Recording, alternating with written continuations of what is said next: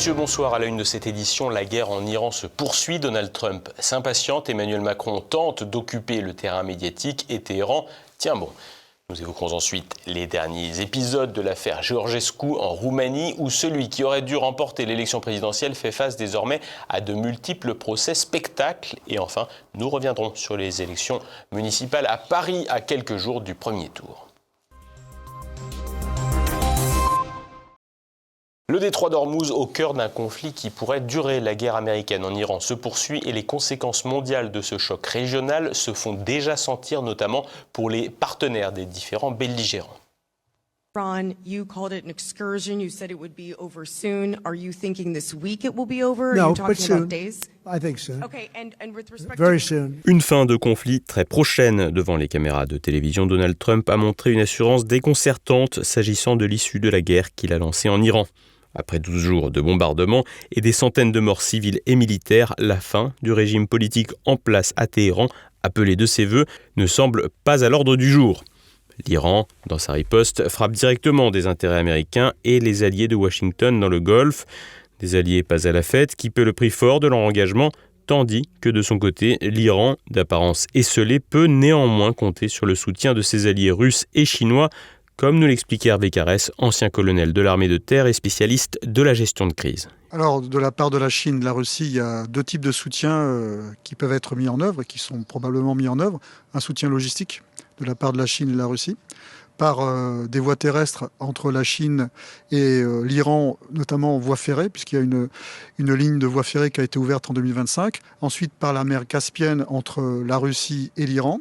Ensuite, également sur le plan du renseignement, et c'est à mon avis le soutien le plus important, de la part de la Russie et également de la Chine.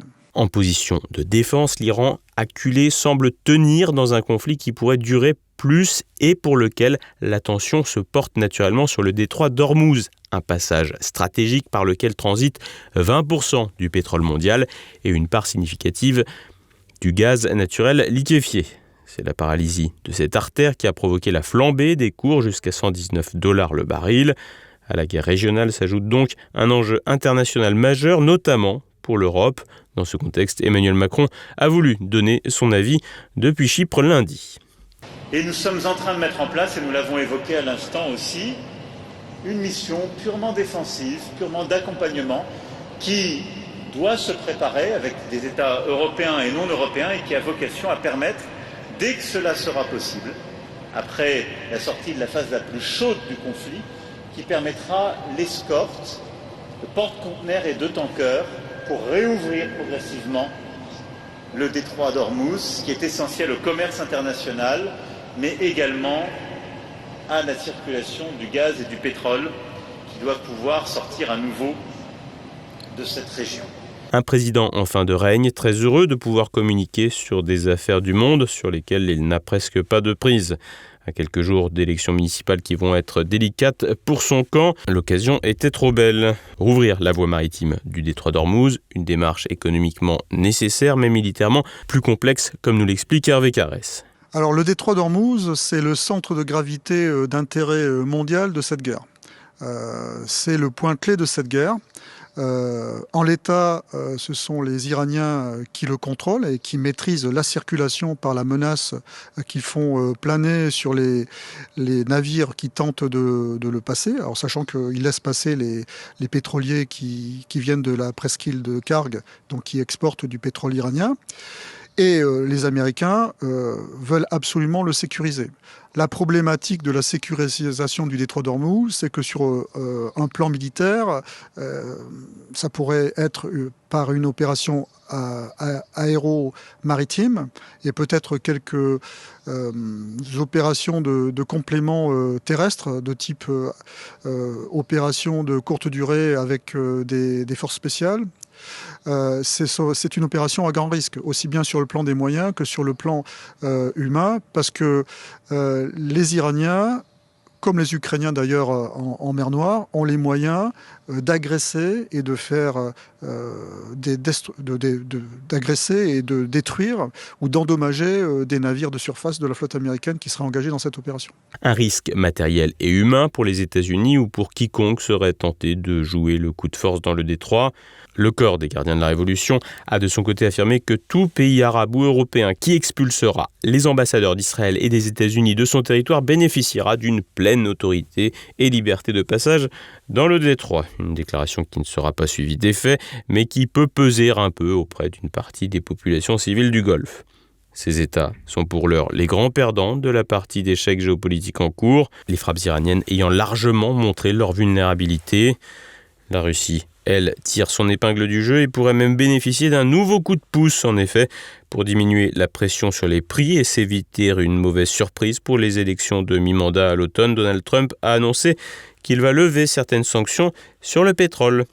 Sûr de son fait, Trump pourrait bien avoir lancé son pays dans une guerre longue, faute d'avoir écouté les militaires et sans avoir tenu compte de la capacité de résistance de son adversaire. Nouveau rebondissement dans les procès contre Călin Georgescu en Roumanie. L'ancien favori à l'élection présidentielle est désormais accusé d'une tentative de coup d'État. Nicolas de Lamberterie. Les procès de Moscou contre Călin Georgescu se poursuivent encore et toujours en Roumanie.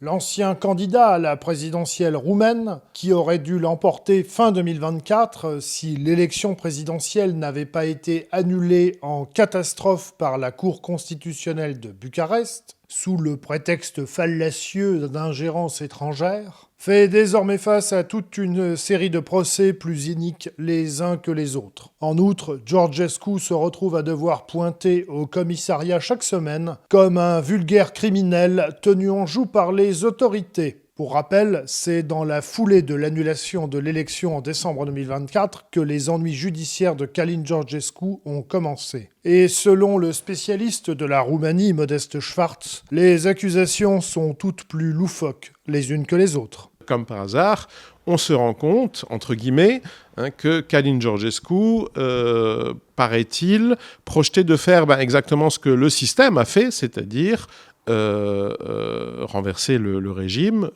commettre un coup d'État. En fait, c'est toute une série de dossiers qui ont été ouverts à ce moment-là. Alors, certains sont, moi je dirais que ce sont des dossiers de nature religieuse, puisque ce sont des questions symboliques, on pourrait dire mystiques, donc les rapports de Georgescu avec la Garde de Fer, c'est-à-dire un mouvement fasciste dont pratiquement tous les membres sont morts au cours de la Deuxième Guerre mondiale et au cours des années qui ont suivi.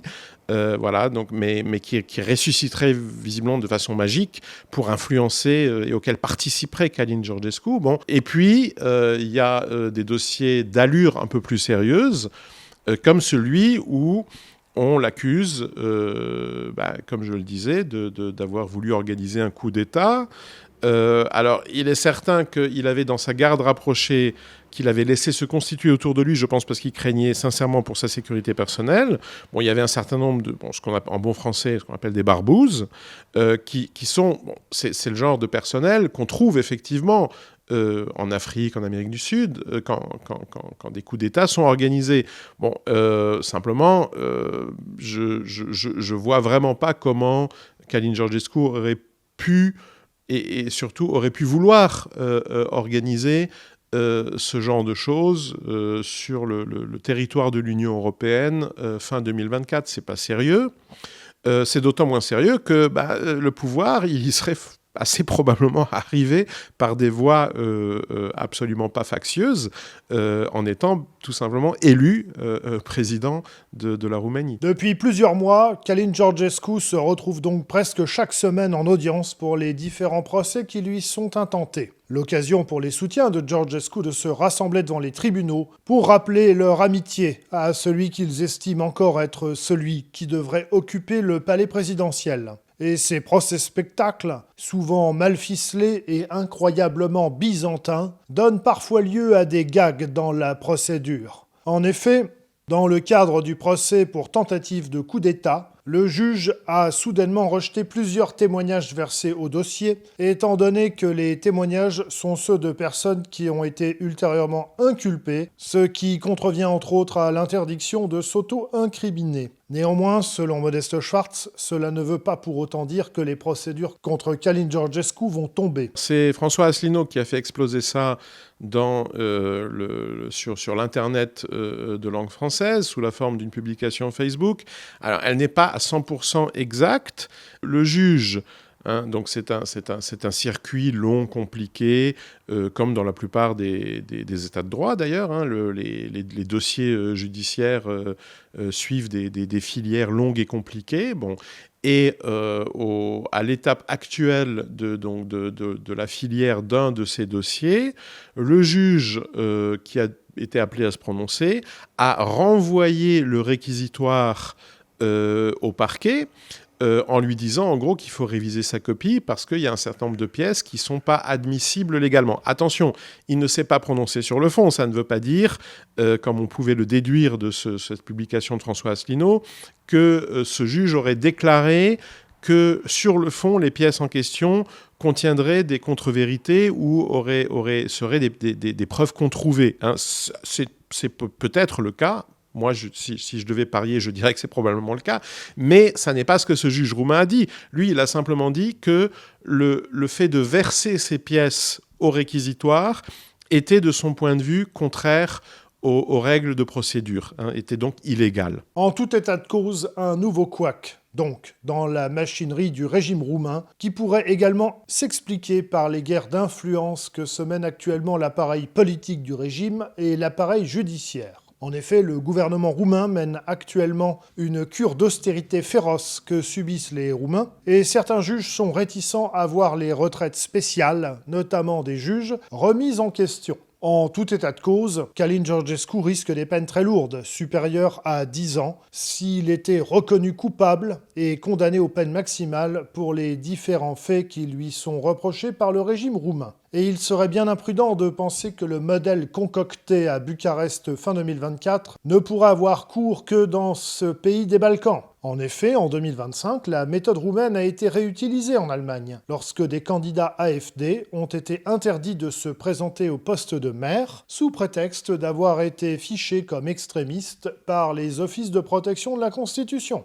Et pour rappel, en France, on ne sait toujours pas qui sera le candidat du Rassemblement national à la prochaine élection présidentielle, étant donné que c'est plus de 10 ans après un dossier ouvert début 2015 que la justice française a décidé de condamner Marine Le Pen à plusieurs années d'inéligibilité. Selon les besoins, les rouages judiciaires des régimes euromondialistes savent expédier un dossier en quelques heures, souvenons-nous de l'affaire Fillon, ou bien au contraire le faire traîner 10 ou 15 ans. Et plus leur légitimité est amoindrie, plus la férocité des euromondialistes pour garder le manche est grandissante.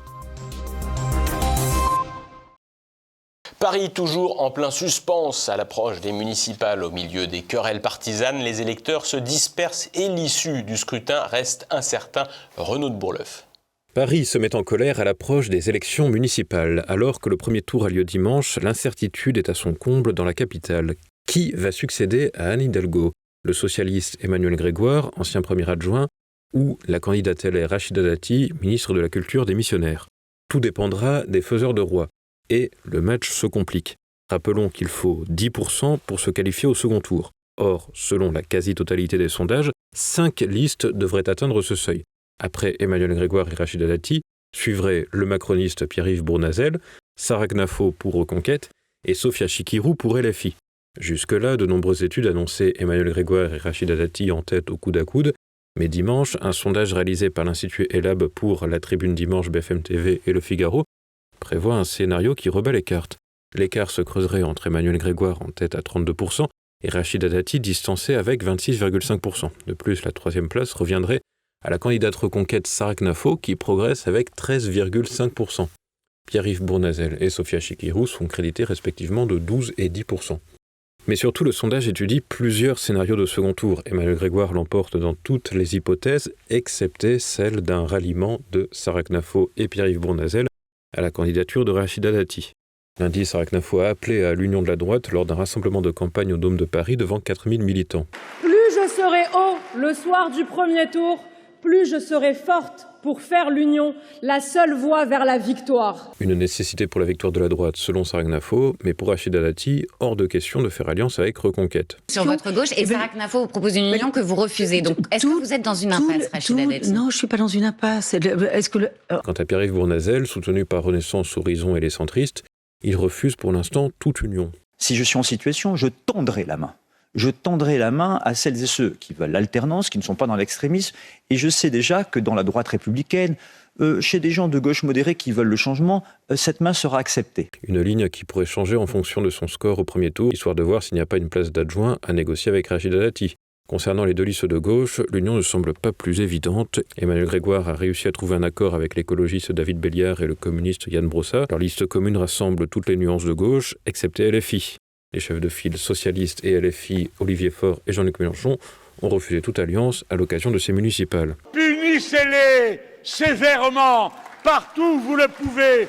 Montrez-leur que vous n'acceptez pas ce manquement à la parole donnée. Il n'y a pas eu d'alliance au plan national ni au premier tour, il n'y en aura pas davantage au second tour. Mais Jean-Luc Mélenchon a finalement nuancé sa position. Lundi, il a pris la parole lors d'un meeting de Sophia Chikirou à la Maison de la Mutualité. Tout en fustigeant le PS et son premier secrétaire Olivier Faure, il évoque certaines municipalités où des alliances sont envisageables. On fait une convergence antifasciste, ça s'appelle un simple accord technique. On fait une seule liste, on se partage à la proportionnelle les postes. Celui qui est devant reste devant, celui qui est derrière reste derrière. Il reste flou sur le cas de l'élection parisienne. Mais dans la capitale, Emmanuel Grégoire ne semble pas en vouloir, ni même en avoir besoin. Et ensuite, ma réponse ne changera pas. C'est non pour l'alliance technique. C'est non, mais il n'évoque pas Paris quand il dit ça. Bon, donc il parle de l'infâme Grégoire. Alors que la gauche est arrivée par accident à la tête de la capitale en 2001, grâce à une dissidence de la droite, elle pourrait encore parvenir à se maintenir, même après 4 mandats de guerre à la voiture et de gabegie financière. L'actualité en bref en France. Nicolas Sarkozy, pas tiré d'affaire. Le tribunal correctionnel a refusé la confusion des peines demandée par Nicolas Sarkozy dans les affaires Big Malion et Bismuth, où il a été définitivement condamné.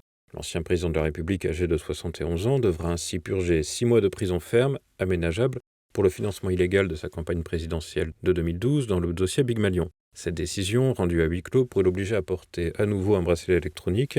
L'ancien chef de l'État a déjà exécuté une peine similaire dans l'affaire Bismuth de février à mai 2025, bénéficiant d'une libération conditionnelle. Il peut encore faire appel de ce jugement. Par ailleurs, il sera jugé en appel à partir du 16 mars dans l'affaire libyenne, où il a écopé de 5 ans ferme en première instance. Plus d'un Français sur 10 est concerné. La hausse de la taxe foncière pour 7,4 millions de foyers, annoncée fin novembre et suspendue temporairement face au tollé, sera finalement appliquée. Selon une note confidentielle de la Direction générale des finances publiques de fin février, les maires auront le choix d'imposer ou non cette augmentation moyenne de 63 € par logement après les élections municipales pour éviter un impact électoral.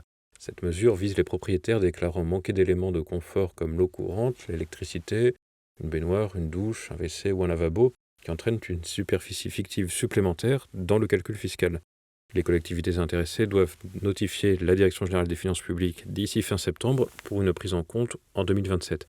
Les foyers subissant une hausse supérieure à la moyenne recevront un mail d'information sur le site des impôts.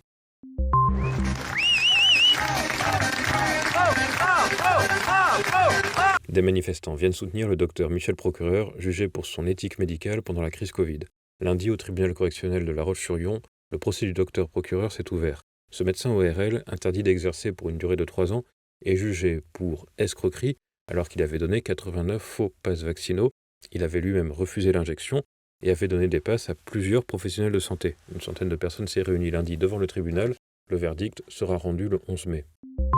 Nouveau cas de pédophilie sous les défaillances des autorités. À Paris, un animateur d'une école maternelle du 15e arrondissement est visé par 3 plaintes pour viol sur mineurs déposées début février, selon une information de France Inter dévoilée ce mardi. L'une des victimes était un garçon de 3 ans. Notons qu'en décembre dernier, cet animateur avait été exfiltré d'une école maternelle du 7e arrondissement après plusieurs signalements pour des cris et des violences psychologiques sur des enfants. Les familles de victimes se demandent comment un animateur périscolaire mis en cause pour maltraitance a pu être muté d'une école à une autre, Alors qu'une enquête de l'inspection générale de la ville est en cours, la mairie de Paris a déclaré que l'agent n'était pas encore accusé d'agression sexuelle. Encore une agression sur fond de bitcoin. Lundi matin, au Chesnay, dans les Yvelines, un couple de quinquagénaires a été séquestré à son domicile. 3 individus ont menacé la femme avec un couteau pour forcer le mari à effectuer un virement en crypto-monnaie, l'équivalent de 900 000 € en bitcoin. Une enquête est en cours pour séquestration et vol avec arme en bande organisée et association de malfaiteurs. Depuis 2025, les affaires d'agression et parfois d'enlèvement avec rançon sur fond de bitcoin sont nombreuses. La crypto-monnaie présente plus d'avantages pour les bandits que les objets précieux, plus difficiles à transporter d'une frontière à une autre. En mai dernier, Bruno Retailleau, alors ministre de l'Intérieur, avait annoncé un plan visant à mieux protéger les entrepreneurs du secteur.